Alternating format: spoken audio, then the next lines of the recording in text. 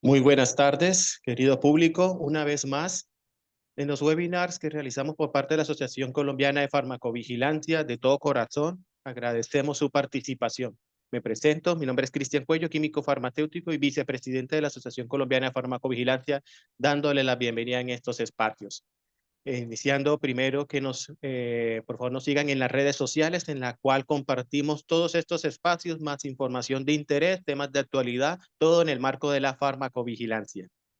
En el tema de hoy vamos a tocar un tema muy interesante en asuntos de educación, muy importante, la cual les invitamos a estar muy atentos. Pero antes de iniciar, para recordarles que este evento, por ser gratuito, no cuenta con certificación, no contamos con memorias, pero esto está siendo grabado, la cual se estará publicando más tardar la siguiente semana para que sea accesible en nuestras redes sociales. Por eso es muy importante que nos sigan, den a la campanita de suscribirse y para que estén atentos a las notificaciones por parte de la asociación.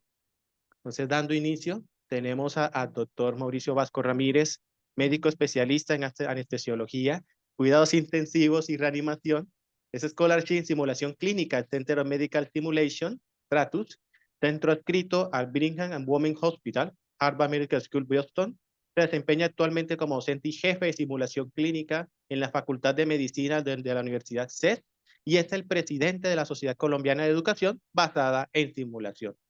Doctor, muchas gracias por acompañar en este espacio, por su disposición. Adelante, por favor. No, Cristian, pues sea hasta el momento para agradecerte y felicitarte por esta iniciativa y reiterar desde el momento que nos conocimos en pandemia y nos tocó trabajar en esa fase tan dura que tuvimos y que se sigue presentando de desabastecimiento de medicamentos, pues se crearon unos lazos de trabajo en equipo que valoro mucho y me encanta poder estar acá nuevamente con la gran convocatoria que ustedes tienen y esta excelente convocatoria para esta hora ya llegando a los 50 personas conectadas. Esto es una maravilla, entendiendo que la mayoría pues de las visualizaciones son después en canal YouTube y en redes. Entonces, muchas gracias. Voy a compartir mi presentación. Por favor, me confirma si la estás viendo y me Sí, ya escuchas bien. lo escuchamos muy bien y su pantalla completa. Muy bien, quiero invitarlos a tener la mente muy abierta durante esta media hora y sobre todo a que tengamos un espacio de debate al final bien interesante desde las múltiples profesiones que nos encontramos hoy acá conectados. Y quiero contarles a las personas que nos acompañan que Cristian me dijo, bueno, Mauro, yo quiero que hablemos de uso seguro de medicamentos desde la perspectiva que ustedes habitualmente lo hacen y nos des esa pincelada que nos puede motivar a nuestra área a ver cuál sería la posibilidad de involucrarla a la simulación clínica y eso es lo que he preparado para el día de hoy. Para empezar, quiero contarles que dentro de las teorías relacionadas con la educación, nosotros estamos ubicados acá en la educación en adultos que se llama andragogía, esa educación que depende pues de gente altamente motivada como lo somos nosotros.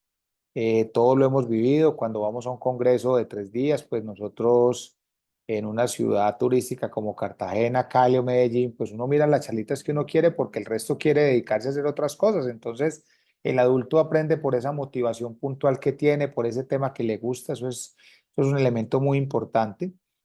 Eh, Hace parte también dentro de estas teorías lo que se denomina la teoría modal y la teoría del aprendizaje basado en experiencias, el aprendizaje experiencial donde estamos aquí como nosotros en la simulación clínica como herramienta educativa. Entonces, esa definición en el contexto que nosotros movemos tiene un amplio espectro pues, de definiciones. Me gusta citar esta que es ese entrenamiento que nos permite a través de la práctica repetitiva, ya sea de habilidades psicomotoras, toma de decisiones, trabajo en equipo, enfrentarnos a situaciones que son muy comunes o que son muy raras, pero con las premisas de la simulación, que estamos en un ambiente seguro y en condiciones controladas. Entonces, teniendo en cuenta esto, quiero que se familiaricen con pues esto es un artículo clásico de Rosani Weinstein que nos habla de lo que se llaman las zonas de simulación. Son 5 zonas de la 0 a la 4. ¿Y por qué quiero que pongan mucho cuidado acá? Porque cuando hacemos estas charlas, queremos que cada uno de los profesionales que está acá sepa cuando hablamos de simulación en qué zona va a trabajar, en qué zona de simulación. Entonces, la zona 0 es cuando el estudiante hace alguna actividad simulada y recibe un feedback, ya sea por una persona o por un sistema de software que lo puede hacer. La zona uno es esos escenarios donde nos dedicamos exclusivamente a hacer habilidades psicomotoras. En la zona cero, lo más frecuente es que nosotros entramos, por ejemplo, a una aula virtual, ahorita con el tema de realidad virtual y inteligencia artificial generativa. Entonces nosotros ingresamos a un escenario que nos ayuda a mejorar la comunicación en lo que son los procesos de dispensar medicamentos, en los elementos de resolver conflictos a través de una discusión para el despacho de un medicamento, de cómo manejar un error en una prescripción de una historia clínica electrónica. Como muchos de ustedes saben, ahora uno de los problemas más grandes que tenemos en la prestación del servicio actual es que con los sistemas de información y la dispensación de medicamentos a gran escala por sistemas asistidos por tecnología, ocasionalmente ocurren errores. Entonces, la insulina en infusión que estaba prescrita en una bolsa de 100 unidades para esta paciente, hubo un error y se rotuló mal y quedó fue para el paciente la 303 y no el de la 312, que era una bolsa de 100 centímetros de acetaminofén, por decir algo. Entonces el paciente recibe una dosis alta de insulina, hace hipoglicemia, hipocalemia, fibrilación ventricular y paro y muere. Y solo después en el estudio espectrofotométrico de esa muestra se dio cuenta que había sido un error en la prescripción. Entonces, esas realidades que tenemos ahora por todo lo de historia clínica sistematizada y automatización nos lleva a nuevos retos. Entonces, esta zona cero nos permite como entrarnos en esos entornos donde recibimos ese tipo de feedback. En la zona uno las habilidades psicomotoras son esas zonas donde vamos a canalizar una vena, a poner una sonda vesical, a envasar un medicamento, a diluir un medicamento, a trabajar en una central de mezclas bajo condiciones asépticas y elementos de bioseguridad full para hacer preparación de mezclas en, en cámaras. Entonces, todo eso va a ser zona uno. Zona 2 es cuando los participantes participan en grupos que no son naturales, nos encontramos con gente que puede o no puede ser de nuestra institución, en situaciones clínicas de deterioro de pacientes que se deterioran. La zona 3 es cuando utilizamos escenarios clínicos en centros de simulación, donde aprovechamos situaciones de crisis para entrenar a los equipos en factores humanos, en manejo de recursos en crisis, en habilidades no técnicas, en estrategias de comunicación, uso de listas de chequeo. Y la zona 4 que no es en laboratorios de simulación y en centros de simulación, se ha definido en esta clasificación de SINSOMS cuando hacemos trabajo clínico, se presenta un evento y lo utilizamos ya no para hacer debriefing educativo como en los anteriores, sino debriefing clínico. Entonces, eh, hagan una captura de esta pantalla, esto va a quedar grabado, ahí van a tener mis datos de contacto, estos son artículos de acceso libre. Esto es un concepto en simulación muy importante, o sea, en qué zona estamos trabajando y qué tipo de feedback o debriefing se hace en cada una de ellas. Entonces, teniendo en cuenta eso, yo quiero que nos concentremos en esta taxonomía. Y en esta taxonomía, para el día de hoy, Cristian me pidió que hagamos un foco grande en lo que es seguridad asociado al uso de medicamentos. Entonces, ¿cómo funciona esta taxonomía? Aquí en la base está el conocimiento, todos estudiamos mucho, vamos a muchos cursos, entramos a cursos virtuales, asistimos a congresos, posteriormente vamos a talleres para fortalecer nuestras habilidades de tipo no técnico, psicomotoras, pero se ha demostrado que no es suficiente saber mucho y saber hacer mucho, se necesita algo más, que es lo que se denomina ahorita las habilidades no técnicas o no cognitivas, que las vamos a definir posteriormente.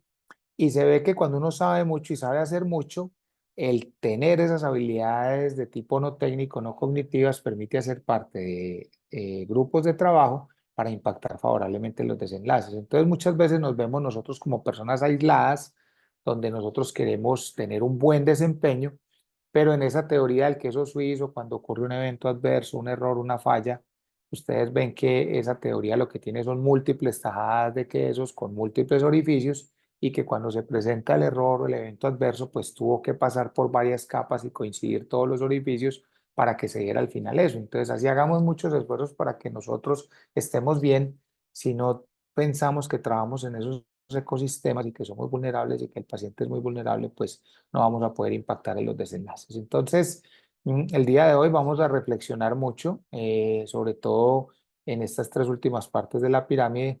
Y si ustedes escanean este código QR, pues ahí les comparto como una aplicación de la pirámide en el contexto pues que yo hago mi trabajo clínico, que es el área de educación basada en simulación en pacientes obstétricas. Muy bien. Entonces, quiero iniciar, siempre que hablamos de seguridad, con lo que este cirujano de los Estados Unidos, de Massachusetts, llamado Ernest Codman, denominó lo que en su época es que la idea de Codman. Entonces, a este cirujano que murió olvidado y satanizado por sus colegas, se le llamaba excéntrico porque él decía públicamente que los hospitales, si de verdad quieren mejorar, deben primero encontrar cuáles son sus resultados. Después analizar esos resultados para descubrir cuáles son los puntos fuertes, pero también los puntos débiles. Hacerle la auditoría a esas oportunidades de mejoramiento. Y tener la capacidad de compararse con los demás hospitales, actualmente con el mundo, haciendo público esos datos con aciertos y fallas para demostrar que se cumplen con esos estándares y se tiene impacto en la prestación del servicio con calidad, seguridad y oportunidad.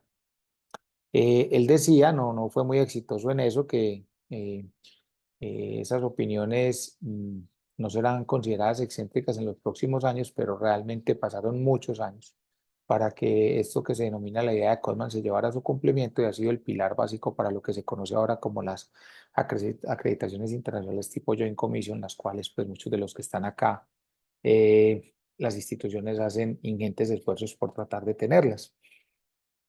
Entonces, partiendo como de este concepto y que lo que ahora nos pueden decir y nos puede sonar como raro y no alcanzable, pues quiero que hagamos una analogía con lo que Codman quería y lo que ha logrado ahora con este estándar internacional y lo que muchas instituciones queremos alcanzar. Esta ya salió pues la versión más reciente, pero pues esta versión está vigente, que es los estándares de la Joint Commission para hospitales, incluyendo los hospitales docentes, en los cuales pues trabajamos. Y miren las metas que hay para estándares centrados en el paciente. Ahorita estamos hablando del tema de seguridad. Identificar a los pacientes correctamente, mejorar la comunicación. Este es un tema transversal que impacta todos los desenlaces. Mejorar la seguridad de los medicamentos de alto riesgo, pues hoy nos está convocando la agremiación científica líder en estos procesos. También con impacto transversal, garantizar la seguridad en cirugía, cirugía y cuidado intensivo y servicios de obstetricia, pues tienen una gran posibilidad de interacciones en uso de medicamentos, sobre todo con unas características que son unas dinámicas muy diferentes a las de los pacientes hospitalizados, ¿no? En las UCIs, en maternidad, en cirugía tenemos alta rotación, tenemos programas quirúrgicos de cirugías muy cortas que hay recambios de cada hora en una sala o procedimientos largos donde se pueden utilizar múltiples medicamentos y drogas para paciente crítico. En fin, hay una gran diversidad, lo que claramente promueve los errores. Reducir el riesgo de infecciones asociadas a la atención sanitaria, pues también tiene que ver mucho con el tema de medicamentos y las lesiones asociadas a caídas. Entonces, viendo estos estándares, pues claramente tenemos mucho por hacer ahí y nos tenemos que involucrar en ese tema. Entonces, contestando la primera pregunta que Cristian me decía, Mauro, bueno, este tema de simulación, ¿qué? O sea, ¿eso aplica o no aplica? Claro que aplica. Es una técnica que ya está establecida para mejorar la seguridad del paciente mediante la capacitación, como veíamos en la definición, ya sea de habilidades individuales de tipo psicomotor o de comunicación, de comportamiento, de comportamientos de trabajo en equipo y sobre todo la simulación prueba a los sistemas, a los equipos naturales de trabajo para detectar sobre todo amenazas latentes. Es muy frecuente ahora que implementemos simulación in situ y sobre la marcha nos damos cuenta de todas las amenazas latentes que tenemos. Y de ahí hago una abrebocas, vamos a hablar de lo que se denomina seguridad 2.0, que es el concepto de cómo con el trabajo clínico habitual prepararse para el día que algo pueda salir mal y ya estemos como entrenados y preacondicionados. Entonces, en seguridad, digamos que hay una definición clásica, lo que se ha llamado seguridad 1.0, que es ese modelo en el cual el análisis está basado en lo que sale mal. Ese análisis basado en lo que sale mal, como vemos aquí en esta torta, en el segmento rojo, es lo raro. Lo raro es que un paciente muera, tenga una complicación catastrófica, una inyección equivocada en neuroeje que lleva a muerte, aracnoiditis, una colocación de un medicamento que produce paro y se presenta encefalopatía hipoxicoisquémica con estado vegetativo persistente. No hay muerte inmediata, pero pues es una tragedia. Entonces, afortunadamente esos son eventos raros, pero pues son eventos sobre los que centramos el análisis, la auditoría y una cadena de mejoramiento. Entonces, en ese modelo tradicional se pierden oportunidades y frecuencia para poder tener pues, oportunidades de mejoramiento. Entonces, el concepto de seguridad 2.0 lo que dice ahora es que la definición de seguridad debería pasar a evitar que algo salga mal, a asegurar que todo salga bien, que la mayor cantidad de cosas posibles salgan bien. Entonces, es esa capacidad que tienen los sistemas para funcionar como lo hacemos habitualmente, condiciones variables, con fatiga, con cansancio, con irritabilidad, con burnout, con estrés, con la productividad, con los temas salariales, en pandemia, en fin, de noche, para tratar de que lo que hagamos lo hagamos lo mejor posible bajo ese concepto de realidad. Y eso a veces es muy difícil de reproducir en zonas de simulación como las vimos de la 0 a la 3.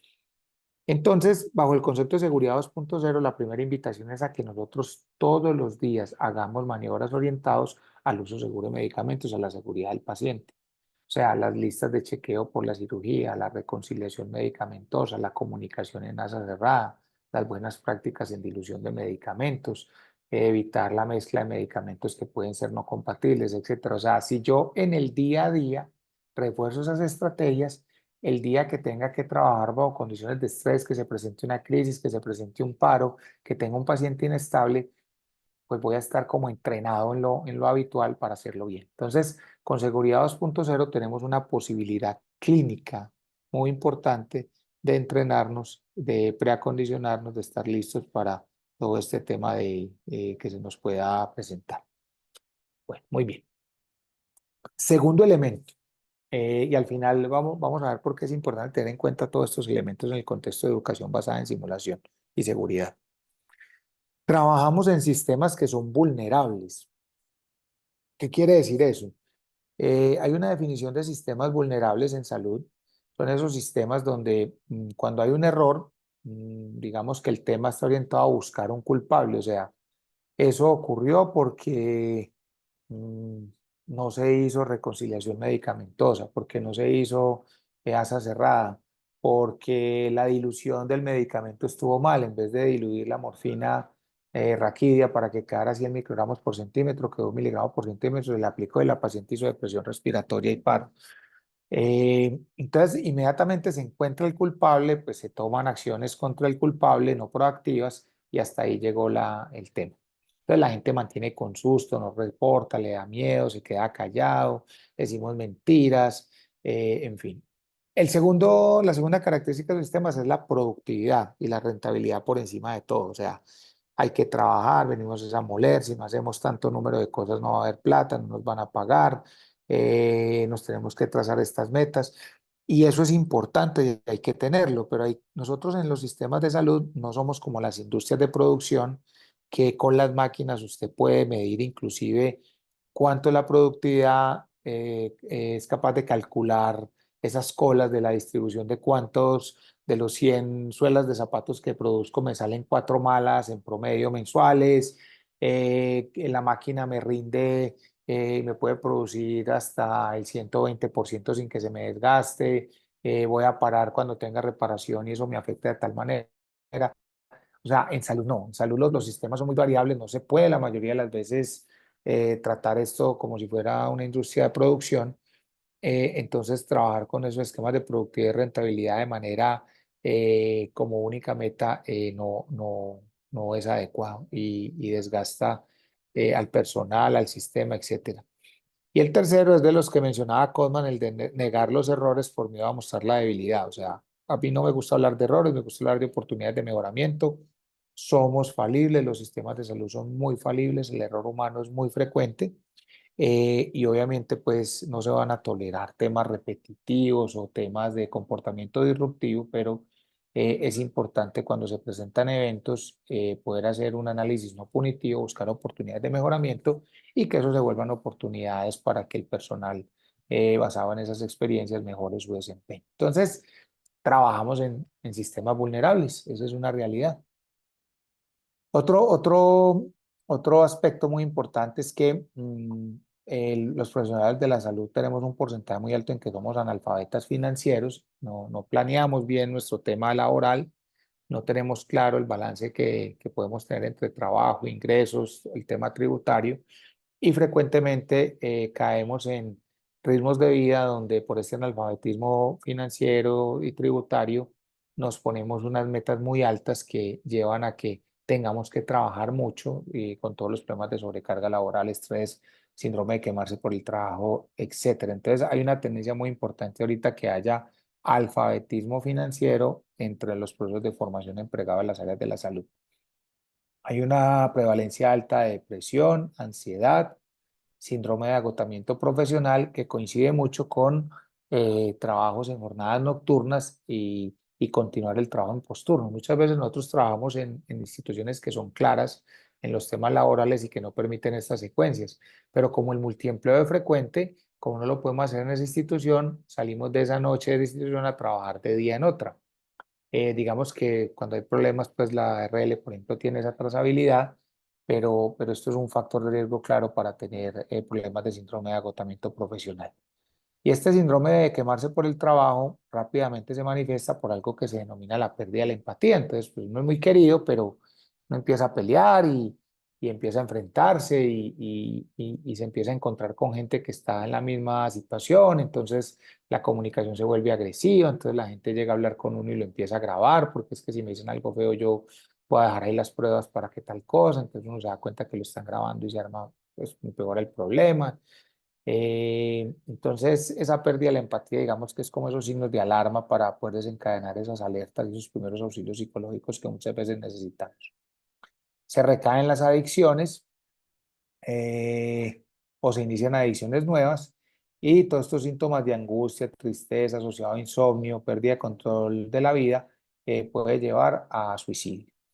Entonces, además de estar en síndromes, en sistemas vulnerables, no solo estamos en temas de quemarse por el trabajo de agotamiento profesional, sino que aparece lo que se denomina ahora los fenómenos de segunda víctima. Entonces nosotros somos segundas víctimas. Entonces siempre que hablamos de seguridad, estamos inmersos en esos ecosistemas, nos enfrentamos a todo eso y queremos hacer estrategias de mejoramiento solo de unas líneas que si no lo abordamos de manera integral con estas líneas de bienestar, posiblemente no lo vamos a lograr. Y aparecen temas que hace muchos años eran vistos como esotéricos o como que si no tuvieran aplicabilidad, pero con evidencia de buena calidad están apareciendo los temas de la meditación como modelos y estrategias que pueden ayudar a la prestación de servicios con seguridad, calidad y oportunidad. La meditación como un esquema, miren acá que ayuda, que impacta en la seguridad de los pacientes y estudios bien diseñados, inclusive en el orden de ensayos clínicos, donde comparan grupos que son sometidos a meditación, sobre todo para los aspectos clínicos se buscan espacios de meditación muy cortos, de 1 minuto, 90 segundos, así como se hacen las pausas activas ergonómicas, que al comienzo uno decía, pero ¿quién va a tener tiempo de parar 1 minuto, 1 minuto y medio, 3 minutos para eso? Nos dimos cuenta que se podían hacer pausas activas para el tema ergonómico, se pueden hacer pausas para hacer terapias grupales de meditación en los servicios de farmacia, en los servicios de UCI, en los servicios de hospitalización, áreas de quirófano en urgencias, y eso ha tenido beneficio para el personal en desenlaces muy importantes asociados a bienestar. Y también el tema del acompañamiento profesional tipo coaching, sobre todo en lo que hemos llamado como esos ángeles de la guarda o esas personas que son capaces de detectar ante esos signos de alarma, poder abordar los compañeros que necesitan primeros auxilios psicológicos. Entonces, pues digamos que el coaching, el acompañamiento tiene un espectro grande. Nosotros pues al comienzo tratamos básicamente de que el entorno sea capaz de detectar esas personas que están presentando los síntomas tempranos, poder hacer un abordaje para que se busque ayuda y poder generar estas ayudas en el contexto de evitar y tratar el fenómeno de la segunda víctima. Entonces, miren qué interesante todo lo que se viene dando a nivel de bienestar. Y es bueno si al final podemos compartir experiencias y hay en las instituciones relacionadas con esto. Entonces, del enfoque de la triple meta pasamos al de la cuádruple meta, donde ese eslabón perdido éramos nosotros, el talento humano en salud. Esto cobró mucha importancia después de la pandemia. Y en esta gráfica podemos ver cómo la felicidad, la alegría y la satisfacción del trabajo no tiene que ver solo con la remuneración, o sea, eso es un componente muy importante, que le paguen a uno bien puntual, pero hay gente que le pagan bien y puntual y mantiene también muy aburrido. Entonces hay otros 8 componentes de toda esa esfera y digamos que todos esos componentes que promueven trabajar en un ambiente seguro, con buena tecnología, con estándares adecuados de calidad, con un clima laboral adecuado, con un sitio que dé prestigio, que tenga incentivos. A muchos nos gusta que tenga práctica académica, que sea hospital docente, que nos permita investigar, publicar, asistir a mostrar los trabajos, pues van configurando todo ese espectro de lo que se denomina la alegría y la satisfacción del sitio de trabajo, que no es solo remuneración económica, que reitero, no estoy diciendo que no sea importante, es muy importante. Bueno, y para cerrar, el otro elemento, cuando hablaba ahorita de que nos entrenamos como personas individuales, es la tendencia a entrenarse de manera interprofesional. O sea, la definición de educación interprofesional ahora es como uno o más profesionales de la salud aprendemos del otro y con el otro para mejorar el cuidado y los desenlaces en los pacientes, en la teoría del manejo centrado en los pacientes. Este tema suena muy bonito, pero ¿qué está pasando? Nosotros tenemos que salir a la vida profesional a empezar a entender qué es trabajo interprofesional y conocer cómo piensan el resto de las profesiones. Hay una tendencia muy grande ahora de que estamos chiquitos en el colegio y en las universidades, empezar a trabajar, por ejemplo, en salud o con áreas diferentes a la salud, o sea, inter y transprofesional, y desde chiquito empezar a trabajar, o sea, qué bueno en cuarto semestre uno empezar a hacer talleres, juegos de roles, actividades con enfermería, con terapia respiratoria y física, con todas las profesiones de la salud, con los odontólogos, con trabajo social, con derecho, con áreas administrativas, áreas de la auditoría, o sea, eso va ayudando mucho. Lo importante es saber en qué momento se pueden ir haciendo esas interacciones y para el nivel formativo. Esto requiere transformaciones curriculares grandes y muchas veces lo tenemos que hacer dentro de lo que llamamos el currículo oculto, porque pues las transformaciones curriculares se llevan 6 a 10 años, hay que esperar, no se deben modificar. Entonces muchas veces a través de actividades de currículo oculto las vamos incorporando y vamos piloteando y vamos viendo pues toda la bondad que se tiene. Para pasar entonces de la tercera a la cuarta, a lo que denominamos ahora la quíntuple meta, donde esa educación interprofesional en el concepto de equidad, que es el eje central de la quíntuple meta, se vuelve pues un articulador impresionante. Entonces hoy, la reunión de hoy que convoca Cristian y todo su equipo a través de la sociedad, es muy importante porque está haciendo una convocatoria interprofesional, está mandando un ejemplo. Aquí estamos sentados de varias áreas de la salud, tratando de ver cómo vamos a trabajar para impactar en desenlaces asociados al uso seguro de medicamentos. Entonces, en simulación ha sido muy potente para ayudar a esto. Entonces, está la educación interprofesional, está aquí la simulación clínica y en esa intersección es lo que se llama ahora el entrenamiento interprofesional apoyado en simulación, el IPSIM. Entonces, lo que yo les decía, grupos interprofesionales desde chiquitos, desde que nos formamos y después ya cuando somos egresados, utilizamos escenarios controlados, seguros, con objetivos prediseñados, que pueden ir desde la zona 0 hasta la zona 3 y pueden tener también componentes de zona 4 con debriefing clínico para prepararnos y mejorar en equipos interprofesionales. Entonces, para ir cerrando, Cristian, y promover pues con esta charla provocadora el debate y la sesión de preguntas y no pasarnos pues del tiempo que tenemos asignado, es claro que hay estrategias de implementación clínica para uso seguro de medicamentos. Pero todos vemos que a pesar de tener estas estrategias y utilizarlas, la vulnerabilidad sigue. Entonces, los correctos que pues uno a cada institución que vaya tiene que preguntar, aquí trabajan con cuántos, con 3, con 5, con 10, con 15. Acuerden que poner muchos ítems da carga cognitiva y tantos ítems son difíciles de recordar y de cumplir. El tema de los medicamentos LASA, los que suenan parecido y se parecen en sus presentaciones, y ahora con el tema de desabastecimiento, esto ha sido una locura porque uno hace lo que pueda como para familiarizarse con las presentaciones que tiene y que hay, y cuando hay desabastecimiento empiezan a llegar ampollas y eso todas se parecen, es muy complicado.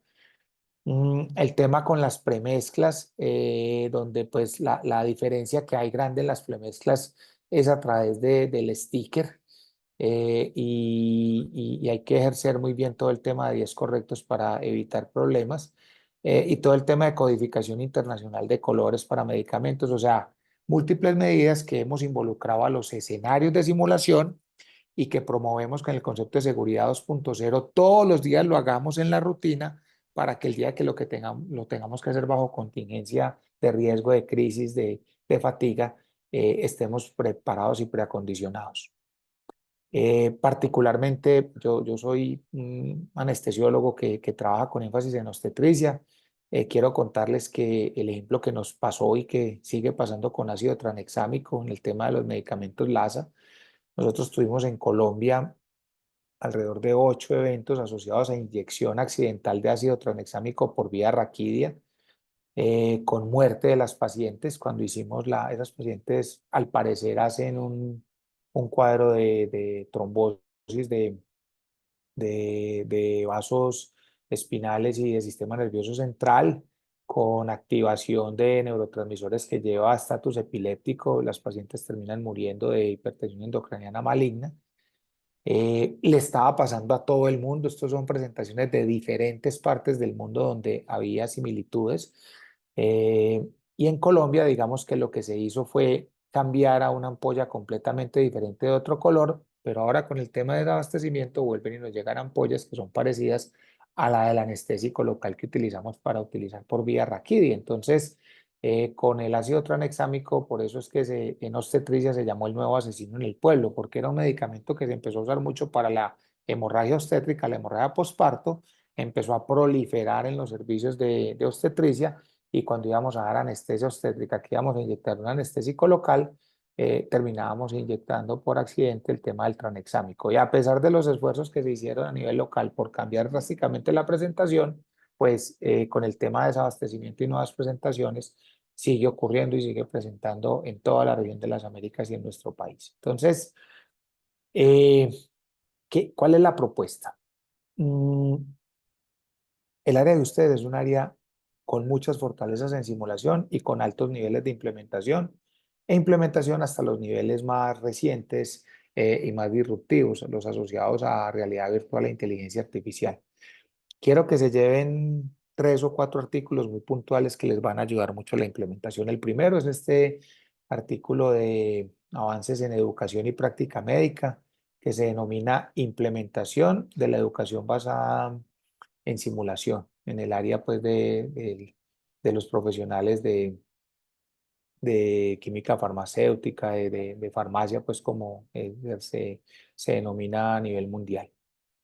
Este artículo es muy bueno porque lo lleva a través de todas las potenciales zonas de simulación, juego de roles, utilizando pacientes estandarizados, o sea, pacientes, personas, actores que simulan ser pacientes, los modelos clásicos del maniquí, de partes que permite hacer prácticas de uso seguro, hacer reconciliación medicamentosa, hacer cerrada, ilusiones, inyección, canalización de venas, infusiones, en fin, hasta los escenarios de crisis con simuladores de alta fidelidad que cuando se hace la inyección de los medicamentos y se presentan los eventos adversos, hacen la anafilaxia, hacen el deterioro hemodinámico, hacen el dolor severo, convulsionan, hacen depresión respiratoria, etcétera. Y por eso es muy poderoso porque les da en cada una de las áreas todas las posibilidades que hay para trabajar ahí con educación basada en simulación. Estos los veo muy fuertes. Hay mucho software en farmacia para hacer simulaciones de despachos, de interacciones, de situaciones de crisis asociados al despacho de medicamentos. Existe la gamificación y los juegos serios, o sea, ahorita hay una tendencia, a los adultos nos gusta jugar y es poner estrategias basadas en juegos que ya están estandarizados, por ejemplo, hacer un monopolio, hacer un juego de escalera, hacer un juego de quién quiere ser millonario, o sea, son juegos que ya están estandarizados, pero con preguntas orientadas, en este caso ya al manejo seguro de medicamentos. Entonces, el hecho de ponerlo a interaccionar en el escenario de juegos da más motivación, fija más el conocimiento, estimula más al adulto para eso. O así no sea a través de juegos estandarizados, que ya sería lo que se llama juegos serios, a través de estrategias didácticas que promuevan el jugar, se puedan alcanzar los objetivos de aprendizaje. Aquí hay un área muy bacana y también ya están descritos en el área de ustedes. Este segundo artículo es interesante porque va mucho por la línea de lo que hace Cristian y continúa estudiando y está haciendo como un factor disruptivo y diferenciador, que es todo el tema de inteligencia artificial generativa. Entonces utiliza la inteligencia artificial generativa con, ya hay software registrados, por ejemplo, este es Inconverse, donde se establecen comunicaciones, se generan conflictos, se da feedback, realidad virtual con avatares e ingresar a espacios virtuales en el metaverso para hacer interacciones en despacho, en rondas, en dar opiniones. Entonces, este es muy bacano porque este específicamente tiene todos esos temas de disrupción. Ahorita, pues, ahí los pueden ir escaneando, también los vamos a juntar aquí en PDF, en texto completo, para que los vayan guardando. Bueno, este es muy chévere porque este es como el statement de la sociedad a lo que se agrupa el gremio para revisar cómo serían los temas de implementación y aprendizajes apoyados en simulación. Entonces, siempre es como ese artículo clásico que uno busca. Recuerden que básicamente esto es referenciación. Nosotros tenemos unos fenómenos locales en los cuales solo nosotros tenemos como unas competencias muy bacanas para trabajar en ese lado específico, pero también somos de instituciones que copiamos como esos modelos de acreditación internacional, donde el conocer estos estándares nos permiten estar en línea con todos esos retos de los sistemas de acreditación internacional. Entonces, este es bien bacano para eso. Y aquí como más ejemplos de los software para practicar y entrenar en educación en sistemas de uso seguro de medicamentos. De mi despensa, por ejemplo, se generó en pandemia, cuando no era posible hacer interacciones personales y se creó un software que a través de interacciones digitales se producía todo el proceso de solicitud y despacho. Entonces, pues son elementos que eh, quería mostrarles la idea global, después cerrarlo a lo que tienen ustedes específicamente en el gremio y en el área, y para los colegas que estamos aquí de otras profesiones clínicas y asistenciales, miren que a veces nosotros pensamos que estamos ahí solitos y mire todo lo que hay en el equipo de trabajo cuando lo usamos en su potencialidad para mejorar la, disminuir la posibilidad de errores medicamentosos y de seguridad. Bueno, entonces para cerrar, ¿qué hemos visto? Que todos estos procesos de educación basada en simulación hacen la diferencia. Les voy a volver a mostrar la taxonomía ahora. Habíamos dicho que uno sabe mucho, sabe hacer mucho, pero que las habilidades no técnicas están haciendo una diferencia grande. Entonces, esas habilidades de tipo no técnico en salud se denominan de manera genérica en educación como el concepto de habilidades no cognitivas. O sea, lo cognitivo es el saber hacer, lo no técnico, lo no cognitivo es esto de lo que vamos a hablar. Son los comportamientos que tenemos durante nuestro trabajo que no están directamente relacionados con lo que sepamos hacer el tiempo que llevemos, que es muy importante, pero que si no lo tenemos, les había dicho acá, si no tenemos esto, si sepamos hacer mucho, la literatura ha mostrado que contribuyen hasta que se presenten el 80% de los eventos adversos que generan daño a los pacientes y que generan procesos médico-legales. Y esto se produce porque hay omisiones en esas habilidades de tipo no técnico, no cognitivo. Y en educación también ha sido muy importante porque cuando nos entrenamos, estudiamos mucho y hacemos habilidades psicomotoras y ejercicios y le ponemos los componentes no técnicos, eso fija el conocimiento de 6 semanas, que es el modelo tradicional. Uno cuando hacía los cursos tradicionales de reanimación, uno por ahí al mes, a los 4 semanas, 6 semanas, mes y medio, a uno le empezaba a decaer como lo que aprendía. El utilizar habilidades de tipo no técnico fija el conocimiento por más tiempo. Se ha calculado que alrededor de 6 meses. Eso es muy potente, eso es muy importante. Entonces, en ese orden de ideas y viendo la importancia que tienen estas habilidades de tipo no técnico, me gustaría que escanearan este código QR y nos familiarizáramos un poco con la franquicia que nosotros más utilizamos para hacer trabajo de estrategias de comunicación asertiva orientado a evitar errores medicamentosos y errores clínicos, que es la estrategia Team Steps. Esta estrategia Team Steps ya va en su versión 3.0. Creo que la mayoría de ustedes puede estar familiarizada con la que era 2.0. Se revisó en mayo del año pasado. Esta estrategia es realizada y sale de las industrias de alta precisión, de la industria militar, se hizo con la Armada de las plantas radioactivas, de la industria de la aviación. Y muchas de ellas consisten como en esas técnicas de comunicación estructurada, ese tipo de industrias de alto riesgo que son traídas ahorita a la salud y siempre nos llegan tarde a nosotros en salud. Cuando se hizo el estudio latinoamericano de eventos adversos, en esos estudios, estas habilidades de comunicación que hacen parte de las habilidades no técnicas no cognitivas fueron las que más se asociaron a evitar errores en el uso de medicamentos, a favorecer el uso seguro de medicamentos. Y dentro de las estrategias, digamos que hay dos, que son las estrategias de entrega de comunicación estructurada con esta mnemotecnia CEBAR y la otra que es muy conocida, es muy ganadora, que es la comunicación en asa cerrada, el check back o el eco, que es repetir todo lo que uno le dicen antes de ejecutarlo. En todo caso, van a haber ahí muchas más estrategias, pero siempre en los procesos educativos se recomienda empezar con estas porque tienen mucho impacto y son las de más éxito en la implementación por impacto en estudios clínicos. Entonces, en general, esos dominios de esas habilidades de tipo no técnico están a todo este nivel.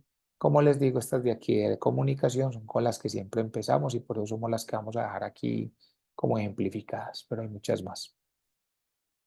Y recuerden que miren cómo la literatura es rica en que la omisión de esas habilidades de tipo no técnico, no cognitivas, lo que en aviación y en salud se conoce como los errores asociados al factor humano, pues realmente están impactando. Entonces, de manera muy práctica, para pasar a la sesión de preguntas, la estrategia de SEVAR es un acrónimo de palabras en inglés, donde la S es como la situación puntual sobre la que uno quiere pedir ayuda o contar esa entrega estructurada que quiere hacer. La B en inglés es el background, los antecedentes. La A en inglés el assessment es como la evaluación actual de la situación del paciente y la R es lo que uno recomienda.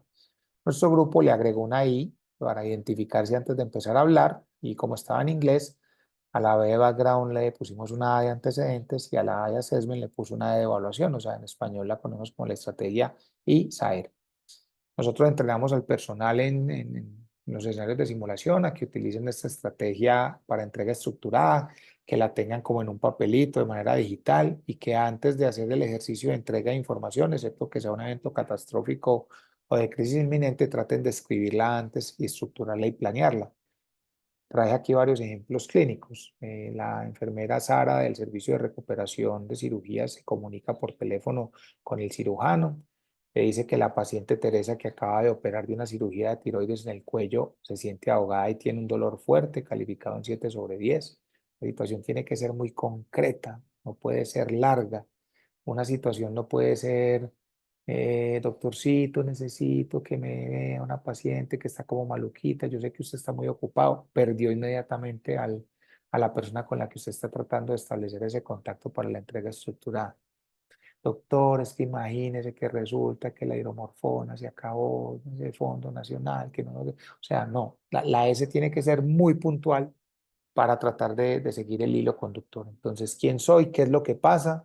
Los antecedentes más importantes relacionados con la situación. Gente es hipertensa, alérgica a una INI, está hipertensa, taquicárdica, desaturada, muy agitada, se quita el oxígeno, se quiere sentar, está ronca. Por favor, venga rápido. O sea, con estas estrategias uno captura rápido que está recibiendo la información. Mi nombre es Antonio, soy médico de urgencias, está llamando a la UCI, tengo un paciente con síndrome coronario con elevación del ST en cara anterior, es diabético, hipertenso y lipidémico, hace 2 años lo revascularizaron quirúrgicamente, toma aspirina, metoprolol y estatinas, está hipotenso, bradicárdico, en el electro tiene un bloqueo de completo, ya le puse la dopamina en dosis altas, no tengo cómo poner marcapaso transcutáneo y intravenoso, necesito que me ayuden rápido para resolver la situación de este paciente. Entonces, la anotamos, vemos los escenarios en nuestro grupo, los planeamos y vemos cómo generamos situaciones de juegos de roles, de grupos de trabajo. Vamos entrenando a la gente en la estrategia primero sentados, sin estrés, con calma, las vamos escribiendo de las situaciones más frecuentes que ocurren en el servicio de farmacia hospitalaria, ya sea en dispensación, en clínica, en el acompañamiento de rondas, en la prescripción de medicamentos de control, etcétera. Uno va definiendo ahí con el grupo de simulación clínica dónde está el pareto de lo que más podemos usar y después las va introduciendo ya en escenarios clínicos, en zona 2 o en zona 3 de simulación para después de adquirir la estrategia de comunicación poderla involucrar en el ejercicio. Y como les había dicho, la de comunicación en asa cerrada, que es dar la orden en voz alta, mirando a los ojos en primera persona, cuando se trata de medicamentos, ordenar el medicamento, la vía, la presentación, la dosificación, eh, y la persona que lo va a aplicar, no decir ya lo puse el medicamento, sino antes de ponerlo, repetirlo en voz alta para que haya posibilidad de corregir. Y si eso es correcto, ejecutar la orden y si no, no armar problema con la discrepancia, sino que volver a establecer el asa de comunicación. O sea, eh, cuando uno veía las películas del submarino de guerra, uno siempre veía que el capitán decía, eleven el periscopio 10 metros, y alguien al lado repetía, elevando el periscopio 10 metros, correcto, hágalo. O sea, siempre hay comunicación en asa cerrada. Cuando uno va a Frisbee, uno pide un combo 2 con ensalada de repollo y papas a la francesa y colombiana ligera. Y antes de despacharlo, uno le dicen, combo 2 con ensalada de repollo, papa a la francesa y colombiana ligera. Eso es correcto. Sí, es correcto y le despachan. O sea, hacen asa cerrada en todas partes y no hacemos asa cerrada en salud para evitar errores, sobre todo asociados a medicamentos. Entonces, son estrategias que hay que implementar y tienen un potencial muy grande en todas las actividades que hacemos en el día a día. Y por último, el concepto de las listas de chequeo, o sea, así como los pilotos de avión tienen sus listas de chequeo, los concertistas tienen sus partituras, esas ayudas cognitivas, que son las herramientas que nos llevan a llevar a cabo una función, son herramientas que son necesarias porque el cerebro en crisis se equivoca. Hay gente muy reticente al uso de ellas, pero definitivamente son necesarias, eso ya está establecido que el cerebro en crisis se equivoca, que usar ayudas cognitivas y listas de chequeo no es ningún pecado y más en crisis. Y las listas de chequeo tienen una característica, es que se están diseñando como las de los pilotos de avión, donde cuando uno selecciona una crisis, la distribución que ellas tienen ahí en la hoja se asocia a los estudios neurocognitivos de mapas de calor, donde uno ve más frecuentemente. Y estas listas de chequeo tienen algo muy importante, es que tienen las dosis de esos medicamentos, muy comunes o muy raros, pero muchos de ellos vasoactivos en situaciones de riesgo donde los errores en crisis no son deseables. Entonces, permite hacer como con esa ayuda cognitiva, no solo acciones orientadas a los procedimientos clínicos y a las órdenes, sino a la prescripción, el uso y la dosificación adecuada de los medicamentos. Existen en todos los grupos poblacionales, las anteriores en las de adulto, son las pediátricas, son las de obstetricia. Esto lo implementamos en Colombia con la Sociedad Colombiana de Anestesiología. Se les hizo la traducción, no se les cambió la forma porque había neurociencias detrás de ellas. O sea, hay gente que, ay, no es que yo las quiero rosaditas, es que yo las quiero de color. Eso ya lo habían hecho con los pilotos de la Boeing, se preservó esa estructura y se colocaron en todos los carros de paro y máquinas de anestesia en un material resistente y amarradas con cadena, porque no sé por qué la gente era feliz llevándoselas para el locker o para la casa, donde no iban a servir para nada ya. O sea, hay que disponer de ellas ya sea digital o acceso directo ahí para el momento de la crisis. Esta es la página del mundo donde colocan todas las listas de chequeo de eventos preoperatorios planeados o en crisis en el mundo. Todo el mundo las envía ahí a la colaboración para la implementación de los manuales de emergencia y listas de chequeo de todos los países, Australia, Reino Unido, la francesa, las gringas, en fin. Entonces, ahí hay mucho trabajo colaborativo en áreas de habilidades no cognitivas, no técnicas, para mejorar la comunicación y el desempeño. Entonces, Cristian y todos, y pues presionado y feliz con esta asistencia cercana a las 100 personas. De verdad, muchas gracias. La simulación clínica es una técnica establecida para mejorar la seguridad del paciente, permite mejorar las habilidades individuales y los comportamientos grupales y sobre todo prueba de los sistemas de atención en salud, no solo médicos, sino atención en salud para detectar esas amenazas latentes que tengamos en la seguridad. Entregamos las revisiones que hay de lo que más pueden potenciar y explotar en el área de ustedes de farmacia, y quedo muy atento a los comentarios, entendiendo que cuando se ha analizado los procesos de implementación desde el conocimiento a la acción, miren que la ciencia de la implementación ha mostrado que en promedio se necesitan 17 años. A veces uno ve que más, o sea, esta es la hora donde sabemos que hay que lavarse las manos y todavía hay gente que no se lava las manos. Tampoco todas van a durar 17 años, pueden durar menos, pero el mensaje es que hay que empezar rápido, para que el conocimiento de la acción podamos mejorar a los pacientes en estos desenlaces. Los invito a que nos sigan y se afilien a la Sociedad Colombiana de Educación Basada en Simulación SOCOLSIM. Aquí está nuestro correo electrónico, cualquier información que quieran, por favor nos escriben y ahí les vamos a dar todos los datos.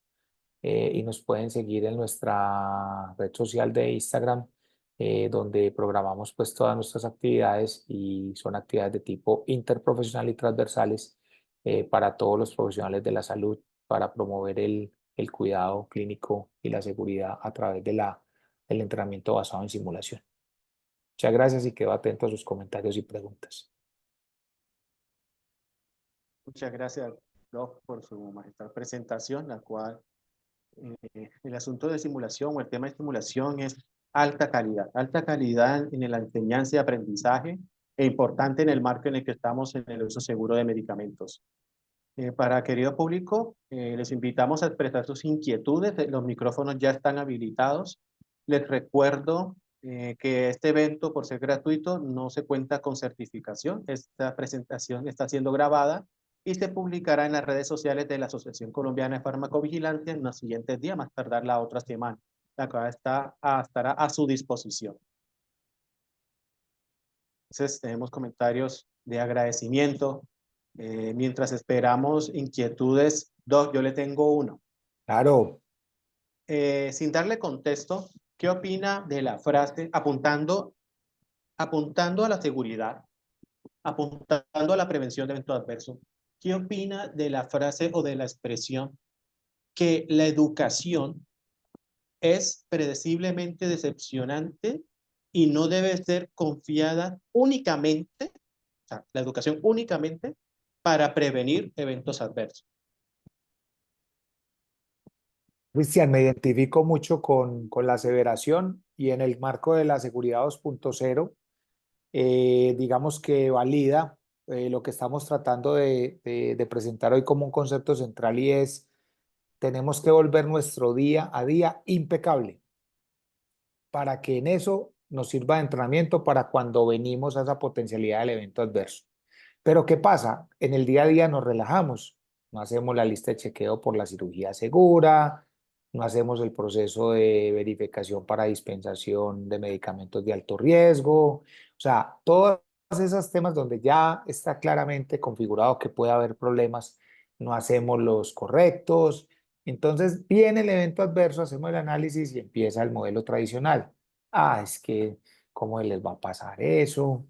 No pusieron cuidado. Y ¿saben qué es lo otro que pasa? Que muchas veces ese tipo de auditorías son después en frío, inclusive por personal que no hace trabajo clínico.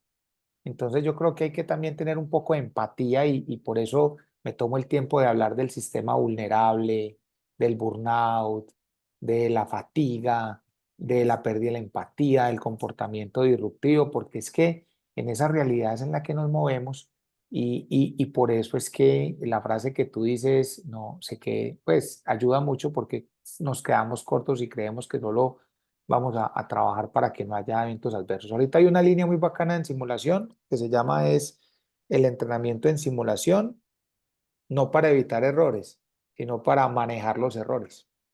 O sea, tenemos una línea muy fuerte en eso, entendiendo que los errores son frecuentes y no somos infalibles, porque cuando hay el error, la gente se paraliza, oculta, bota la ampolla, esconde la bolsa, se niega a decir qué pasó, y en el marco de un error ya estamos en errores, hay que salir adelante y si sabemos que fue un error, pues hasta vamos a tener un antídoto, vamos a tener una terapia que va a permitir sacar más adelante la situación y al paciente.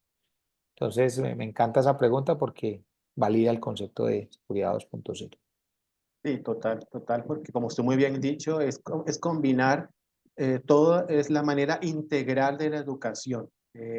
A veces como estudiantes, me pasó en su momento, pasa en los espacios de docencia, que el estudiantado está enfocado en el conocimiento, en el adquirir conocimiento, información técnica, pero omite o no da la importancia a todos los aspectos del ser a la hora de cómo las emociones también hacen parte de ese manejo. También me uno a su frase o a esa expresión que mencionó de saber manejar los errores. Entre más rápido seamos conscientes de que nos equivoquemos, más seremos ya precavidos o seremos conscientes de trabajar con seguridad. Y ya la idea es que cuando ocurra el error sea en lo posible de un menor impacto o se pueda detectar en su inmediatez para que no llegue al paciente. O sea, sea un error detectado que no llegue al paciente. Porque como está también el problema de la cultura del reporte, que solamente en algunas ocasiones se reporta cuando el error ya llega al paciente, ya hay un daño o hay alguien que coloca una queja, es cuando las personas eh, hacen el reporte. Entonces, pero sí, estamos alineados, estamos de acuerdo con la expresión, le agradezco mucho. Entonces, hay una pregunta, dice, buenas tardes, ¿cómo verías o deberías, bueno, pasar de Safety One a Safety Two? ¿O cómo se haría según sus conocimientos? Esa es una pregunta muy buena. A ver, entonces recuerden las zonas de simulación. En la última zona, 0, 1, 2, 3, en la zona 4, que es el trabajo clínico, ya no es en los centros de simulación, es promover en el día a día todas las acciones seguras. O sea, cuando en la atención clínica se desestimule una barrera para eventos adversos, por ejemplo, no, que vamos a leer esa lista de chequeo, hay mucho afán, no nos va a rendir el programa, arranquemos ya. O vayan arrancando que ya, ya viene el cirujano y la instrumentadora, que ya van arrancando. O, por ejemplo, la lista de chequeo, el trabajar con el coach para la preparación de medicamentos de alto riesgo y hacer doble lista de chequeo. Entonces, estoy preparando una infusión de insulina, estoy preparando una mezcla muy concentrada de electrolitos y tratar de tener ese check back de la otra persona viéndolo y dice, no, hay mucho voleo, no alcanzamos a hacer eso. Entonces, cuando empieza a haber situaciones de sistemas vulnerables donde eso se vulnera frecuentemente, hay que levantar la mano y decir, necesitamos el concepto de seguridad 2.0". Y nosotros como asistenciales tenemos que levantar la mano e informarlo porque los administrativos siempre nos dicen cuando viene el error, pero no nos habían dicho, pero no nos habían informado, pero no nos habían explicado que eso era importante. Entonces es como no agotarnos, muchas veces suponemos cosas y decimos no nos van a escuchar, eso tanto que hemos dicho y no nos paran bolas. No, es elevarlo porque los procesos se cumplen mejor cuando vienen desde una cultura de calidad de arriba hacia abajo. A veces uno entra en sistemas que son muy vulnerables, muy conflictivos y tratar de cambiar las cosas dentro del servicio es difícil. Otro ejemplo bueno es empezar por el grupo de uno. O sea, si yo ya tengo mi grupo con el que sé que trabajo todos los días de 7 a 1 o de 7 a 7, hacer una preparación del día y decir, hoy vamos a trabajar de esta manera. Si tenemos alguna duda, pedimos ayuda. Si alguien no se siente cómodo con algún proceso, lo dice. Si a alguien le toca hacer un proceso nuevo con el que no está familiarizado, por favor, pide ayuda.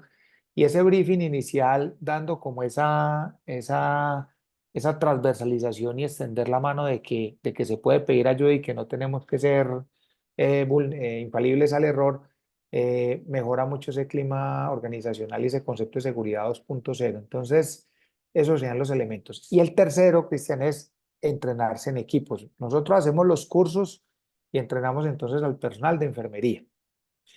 Y vamos y le hacemos seguimiento al personal de enfermería en una semana y les digo, ¿cómo van? Y me dijo, Mauro, muy mal, ¿qué les pasó?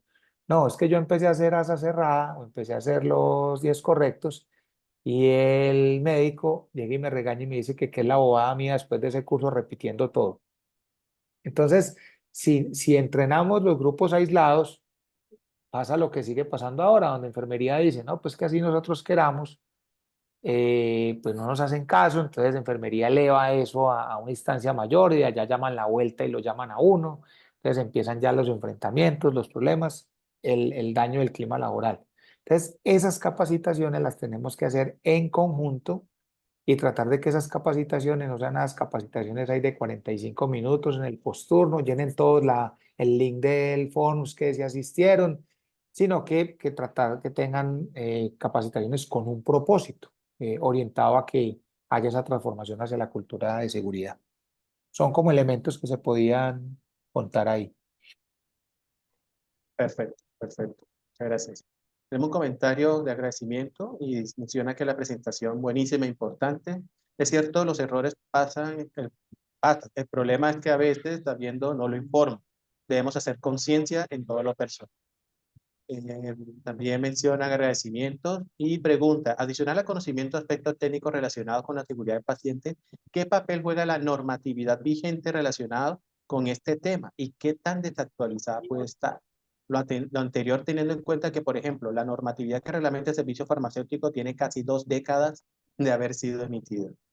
Claro, pues lo que dice Rafael es cierto, ¿cierto? Unas preguntas que uno, y ahí es donde el gremio es muy importante. Yo creo que la gestión gremial tiene que ser clara en estos temas de revisión de la normatividad, trabajar con toda la parte normativa, cuando salgan los elementos de jurisprudencia que sean susceptibles de modificación. Yo sí aprovecho este escenario para decir que la pandemia nos permitió en el trabajo en equipo que nos flexibilizáramos un poco. A mí me gusta mucho el rol de ustedes cuando van y se meten a la guerra con nosotros, cuando van a un quirófano, cuando van a una UCI, cuando ven lo que es una transfusión de emergencia, un paro, un paciente inestable donde hay que utilizar múltiples fármacos, cuando toca trabajar con recursos limitados.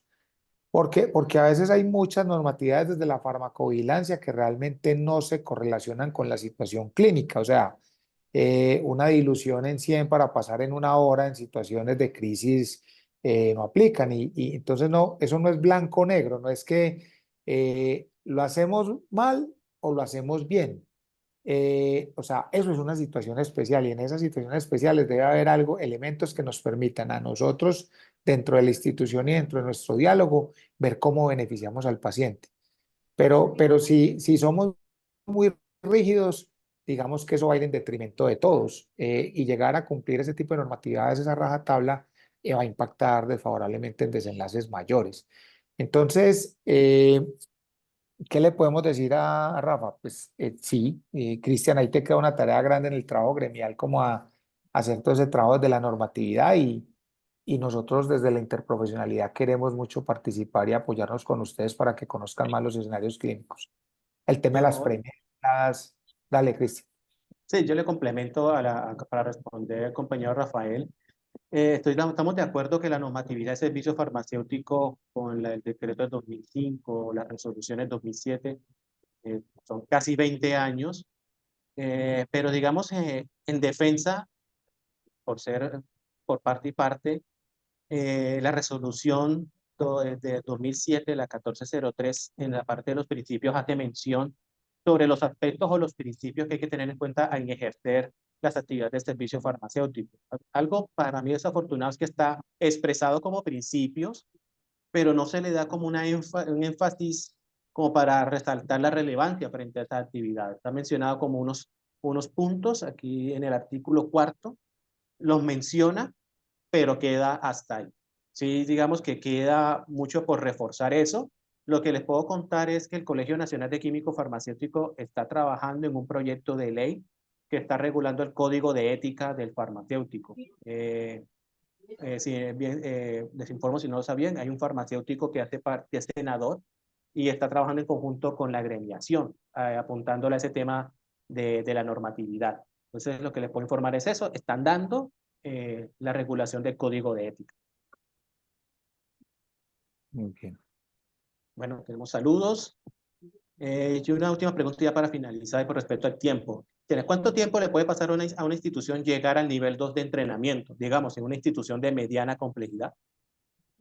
Sí, yo no me comprometo con tiempos, pero la metodología sugerida es migrar de esas capacitaciones masivas en los cambios de turno, donde tratamos de tener 40, 60 personas llenando un formato y diciendo que se capacita talento humano. Esas capacitaciones, aunque necesarias, son altamente inefectivas y con un tema de retención bajo. A tratar de establecer grupos de trabajo interprofesionales y generar con esos grupos de trabajo jornadas pragmáticas utilizando estrategias de simulación, algo de juego de roles, simulación de baja fidelidad, entrenamiento en habilidades de tipo no técnico asociadas a los contextos clínicos. Y con esos grupos uno va haciendo como varios grupos, o sea, si yo construyo en un servicio 16 grupos de excelencia, hacer como una rotación, tipo cuadro de turnos. También ayuda mucho para lo que pregunta Norma, crear como grupos de campeones y de líderes, o sea, uno crea como un grupo primario de facilitadores, esos son como los que acceden a un proceso de formación y se vuelven como entrenador de los train de trainees, o sea, uno los entrena para que ellos vayan después y capaciten en la institución y esas personas ya ejercen esa labor de terminar de entrenar al grupo. El problema que tenemos en general en nuestro medio en la región es que en el tipo de instituciones que menciona Norma, la rotación de personal es muy alta. O sea, nosotros hemos hecho capacitaciones en las instituciones y cuando hacemos los seguimientos a un año, ha cambiado el 60 o el 70% del personal. O sea, la gente se capacita y se encuentra un mejor salario, un mejor clima laboral, un horario más adecuado, un sitio más cercano a la casa, ahí mismo se mueve y se va. Entonces hay que tener mucha resiliencia porque Norma y todos estos temas de capacitación terminan entrenando a la gente como que para que se vayan a otras instituciones, dicen muchas veces, pero nada, yo creo que es sembrar y nada en educación se pierde porque son gente que van a seguir trabajando en salud y en todas las instituciones donde estén lo van a hacer muy bien. Entonces, no, bueno, te reitero, no doy tiempo, pero sí conformar los grupos, formar los líderes, los campeones e ir haciendo barridos y dejar recurso humano formado en la institución para que se encargue de la capacitación en in situ y a los grupos locales. Michi, Listo. peludita.